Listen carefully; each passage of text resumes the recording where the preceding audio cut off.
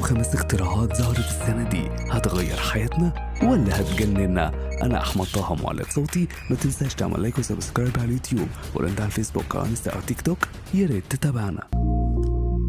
في عالم مليان ابتكارات مجنونة، السنة دي شفنا حاجات ما كنتش تتخيلها، من ملابس بتفكر لحد عربيات بتطير. جهز نفسك للدهشة واستعد تعرف أغرب 5 اختراعات ظهرت السنة دي.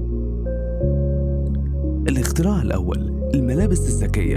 تخيل تلبس تيشيرت بيقيس معدل ضربات قلبك ويقولك امتى تزود تمارينك.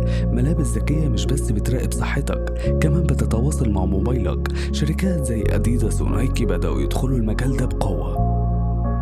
الاختراع الثاني، العربيات الطايرة. لو كرهت الزحمة، الأخبار الحلوة إن العربيات الطايرة بقت واقع. شركات زي جوبي أفينشن قدمت عربيات بتطير لمسافات قصيرة وهتكون متاحة تجاريا قريب.